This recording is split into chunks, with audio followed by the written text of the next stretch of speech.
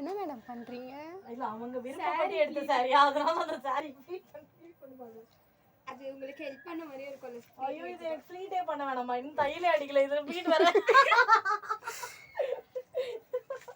அப்ப கூட நான் பண்ணுவேன். பண்ணுமா, நீ என்ன பண்ணணும்னு நினைக்கிறே அதை பண்ணுமா. ஆனா அந்த புடவைய லாஸ்ட் பண்ணாம விட மாட்டேன் போல. Confirm definitely